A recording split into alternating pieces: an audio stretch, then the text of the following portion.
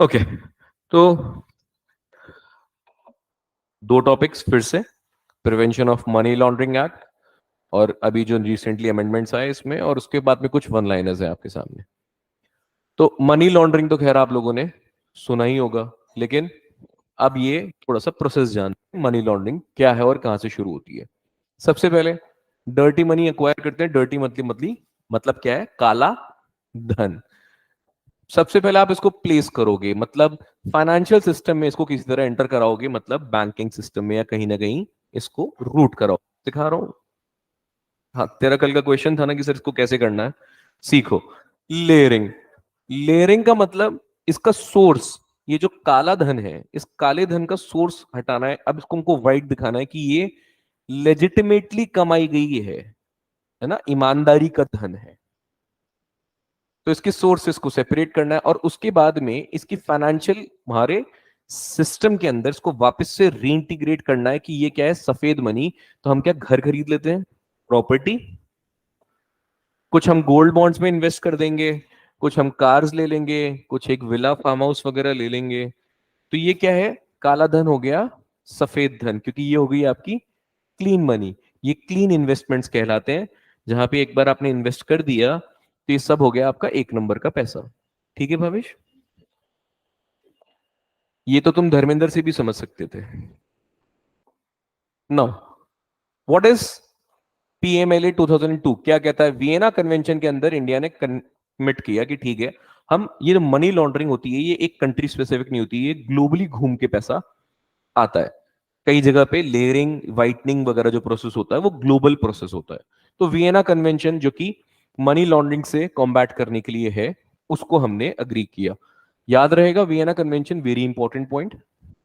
ठीक है, no these are the some principles which include, जो तरीके हैं जहां से मनी लॉन्ड्रिंग हो सकती है। बट नॉनदलेस आपको वियना कन्वेंशंस आपको पता होने चाहिए। ठीक है, नाउ सबसे इंपॉर्टेंट पीएमएलए 2002। सबसे पहले सेकंड इंपॉर्टेंट पॉइंट यहां पे हमारे है that it is a criminal law. Agency पता है आपको पीएमएलए कौन एग्जीक्यूट कर रहा है? एनफोर्समेंट एजेंसी कौन सी है इसकी? पुलिस कर रही है, आर्मी कर रही है, कौन कर रहा है?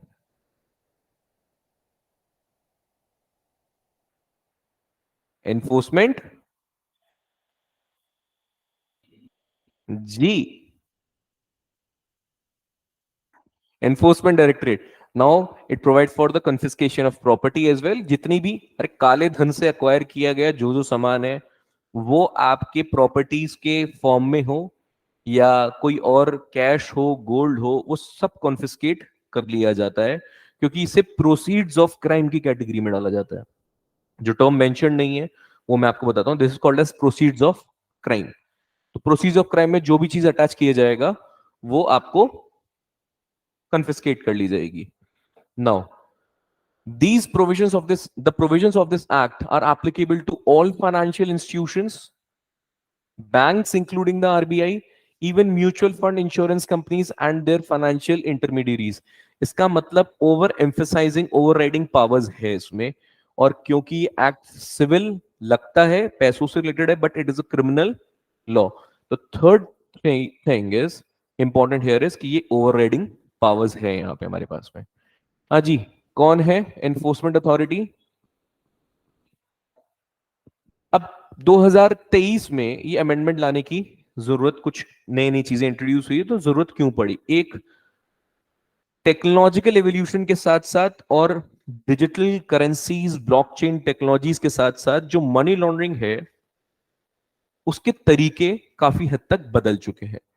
तो अब जरूरत पड़ी 20 साल बाद में कि हम इसमें थोड़ा सा कुछ अमेंडमेंट लाएं और इसको जो लॉ है उसको भी इतना स्ट्रिंजेंट बनाएं कि ये नए मेथड और प्रोसेसेस से अडॉप्ट कर पाए। तो यहां पे एक इंपॉर्टेंट रोल रहता है, जैसे एनजीओज और जो फाइनेंशियल इंटरमीडियरीज या इंस्टीट्यूशंस हैं, बैंकिंग कंपनीज हैं, इन सभी का डिस्क्लोजर जो है, जो यहां से पैसा रूट होता है मोस्टली, इनका डिस्क्लोजर थोड़ा सा और ओपन और ट्रांसपेरेंट मैनर में हो। इट ऑल्सो डिफाइंस पीईपी, याद रहेगा, PP is politically exposed persons. Now the amendment is in relation to foreign PEPs and not the domestic ones. तो ये PEPs किसके लिए है, कौन से PEPs हैं ये, जो फॉरेन PEPs है. अब ये PEPs कौन होते हैं? The PEPs include the head of the government, कोई भी senior politician, senior government official, चाहे वो जुडिशरी का हो, मिलिट्री का हो, कोई भी, या फिर सीनियर एग्जीक्यूटिव जो कि किसी PSU के लिए काम कर रहा हो, या फिर कोई इंपॉर्टेंट पॉलिटिकल पार्टी का ऑफिशियल, इंपॉर्टेंट ऑफिशियल. ये सब क्या है, पीईपीज. बट कौन से पीईपीज है? तो हमने सबसे पहले इस पे थोड़ा पेच कसा और उसके बाद में इन लोगों के रोल पे हमने थोड़ा स्ट्रेस आउट किया, क्योंकि यहां पे ये पॉइंट इंपॉर्टेंट है. It is not applicable to the domestic PPs. So any individuals who have been interested with the prominent public functions by a foreign country, public functions by a foreign country, तभी तो हमारे system में enter कर पाएगा, otherwise कैसे करेगा? Individuals को तो हम ट्रेस कर ही लेंगे. हाँ जी, एक टर्म आएगी आपके पास में, बेनिफिशियल ओनर्स. बेनिफिशियल ओनर्स का मतलब क्या होता है? बेनिफिशियल ओनर्स मतलब वो लोग या ऐसे एंटाइटीज, एंटाइटलमेंट्स की बात कर रहे हैं जहां पे आपका शेयर कैपिटल या प्रॉफिट जो है कंपनी का, वहां पहले 25% का थ्रेशोल्ड था कि अगर आपका 25% से ज्यादा है तब आप वहां पे बेनिफिशियल ओनर्स कहलाएंगे. अब इस थ्रेशोल्ड को कम करके कितना कर दिया गया है? This is done in lines with the Companies Act 2013 and Income Tax Act 1961. क्योंकि 25% पैसा तो मतलब 1/4 हो गया. इसको कम करने का मतलब ये है कि अगर आप अपने ही परिवार के 25% मान लो स्टेक्स का है, तो मैंने उसको 2 में डिस्ट्रीब्यूट कर दिया, मैं ट्रेस में आऊंगा नहीं, मैं बेनिफिशियल ओनर्स कभी कहलाऊंगा ही नहीं. लेकिन अब इसको थ्रेशोल्ड कम करने का मतलब क्या हो गया कि अगर आप मनी लॉन्ड्रिंग में इन्वॉल्व हो तो 10% से ऊपर स्टेक्स या प्रॉफिट में पार्टनरशिप्स या आपके शेयर्स में अगर इन्वेस्टमेंट 10% के ऊपर है तो आप बेनिफिशियल ओनर कहला रहे हैं. तो अब आप भी यहां पे ट्रेस हो सकते हैं पीएमएलए में. हाँ जी, NPO is non profit organisation. अब आपको अपने क्लाइंट्स की जो डिटेल है वो रजिस्टर करनी पड़ेगी किस पे? दर्पण पोर्टल पे. आज का टीजर आपके लिए, दर्पण पोर्टल का एक्चुअल काम क्या है ये तो हमको पता है कि नीति आयोग का है. और एनजीओज जो है या नॉन प्रॉफिट ऑर्गेनाइजेशंस की बात करें, ये नॉन प्रॉफिट ऑर्गेनाइजेशन, ये नॉन प्रॉफिट ऑर्गेनाइजेशंस आपके लिए दर्पण पोर्टल पे अपने क्लाइंट्स को रजिस्टर करेगी जो इनको पैसा डाल रहे हैं या फिर जिनके लिए सर्विस कर रही है. लेकिन ये दर्पण पोर्टल को एक बार आप जरूर देखेंगे. Now NPO includes the entities and the organisations, चाहे वो रिलीजियस नेचर की हो, चैरिटेबल पर्पस के लिए हो, under income tax act of 1960. अरे यार कैसे भूल जाते हो, 1961. क्रिप्टो करेंसीज के लिए, जैसे मैंने आपको बोला, ब्लॉकचेन टेक्नोलॉजीज यूज होने लग गई है. So for virtual digital assets जो ट्रेड हो रहे हैं has been brought under PMLA. Very important point. जो यहां पे हमने ऊपर 2-3 पॉइंट्स मार्क किए उसमें से एक ये इंपॉर्टेंट पॉइंट है काफी, और एक ये virtual digital assets are now covered under PMLA. The new rules mandate for the crypto exchanges and intermediaries dealing in virtual assets to maintain the KYC. ये वाली जो वर्चुअल एसेट्स हैं इसमें डील करने वाली जो एंटिटीज या एक्सचेंजेस हैं, जो इंटरमीडियरीज हैं, उनको केवाईसी करना पड़ेगा अपने क्लाइंट का. And report suspicious transaction to whom? FIU, financial intelligence unit. समझ आई बात? चलो. हाँ जी, कुछ छोटे मोटे वन लाइनर्स। अक्रॉस स्कीम क्या है? ACROSS scheme is atmosphere and climate research modelling observation system and services scheme. Ministry of earth science के अंडर में आने वाली और 8 सब स्कीम्स हैं इसके अंडर। वेदर और क्लाइमेट सर्विसेज जो है वो डिफरेंट टाइप की ये प्रोवाइड करेगी। These are the 8 services which are covered under ACROSS scheme. ठीक है, आपको सामने सिर्फ इतना सा पूछ लेगा कि अक्रॉस स्कीम किससे पर्टेन करती है। मैच द फॉलोइंग में भी आ सकता है, 2-4 स्कीम और दे देंगे साथ में। मॉनसून मिशन 3, यहां से इस ये है आपका टीजर। मॉनसून कन्वेंशन, ये है आपका टीजर।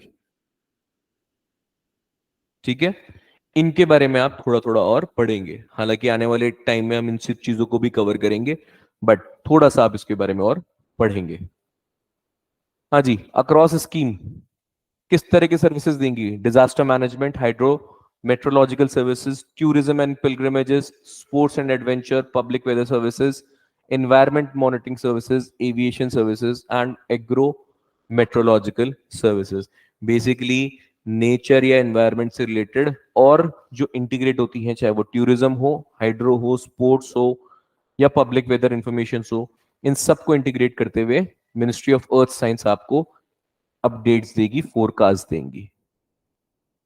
हाँ जी, टंकाई मेथड इस साल का सबसे हॉट टॉपिक रहना चाहिए। One of the hot topics टंकाई मेथड क्या है? मिनिस्ट्री ऑफ कल्चर और इंडियन नेवी ने मिलकर एक पैक्ट साइन किया था, एमओयू साइन किया था कि एक ancient stitched ship building method है, इसको हम रिवाइव करेंगे, जिसे हम क्या बोलते हैं? टंकाई मेथड। 2000 साल पुराना एक ओल्ड टेक्निक है जो स्टिचिंग वुडन प्लैंक से बनाया जाता है। बेसिकली वुडन शिप होता है, अगर आपने पुरानी मूवीज देखी हो तो वुडन शिप्स होते थे। पायरेट्स ऑफ कैरिबियन भी ध्यान से देखोगे तो आपको मिल जाएगा। नाउ इस मेथड को रिवाइव करने की बात की गई है, आपको सिर्फ इतना सा जानना जरूरी है। टंकाई मेथड क्या है? स्टिचिंग वुडन प्लैंक से लेके हम एक शिप बिल्डिंग को रिवाइव कर रहे हैं। हाँ जी, हरेला पर्व या फेस्टिवल, हरेला का मतलब क्या है? The day of green. Uttarakhand के विलेजेस में ये हरेला सेलिब्रेट होता है। It is a symbol of prosperity. अरे वही बात जो जिस तरह से लोहड़ी या अलग सेलिब्रेशन होता है, हार्वेस्ट फेस्टिवल करीबन, तो prosperity, peace, environment and nature conservation के लिए ये सब कुछ इतना इंपॉर्टेंट नहीं है जितना इंपॉर्टेंट है कि हरेला कहाँ का है। हाँ जी, नोमैडिक एलिफेंट एक जॉइंट मिलिट्री एक्सरसाइज इंडिया और मंगोलिया आर्मी के बीच में। Now Indian army is being represented by battalion of Rajputana rifles regiment. शायद नहीं पूछे, लेकिन मिलिट्री एक्सरसाइजेज जितनी भी हैं, आपको सिर्फ ये पता होना चाहिए कि ये नेवी एक्सरसाइज है, एयरफोर्स की है या आर्मी की है, और किन दो कंट्रीज के बीच में हो रही है। ऐसी एक्सरसाइजेस कुछ 30-40 एक्सरसाइजेस आपको पता होनी चाहिए। ठीक है, these were some one liners short for you. That's all for today. Thank you so much.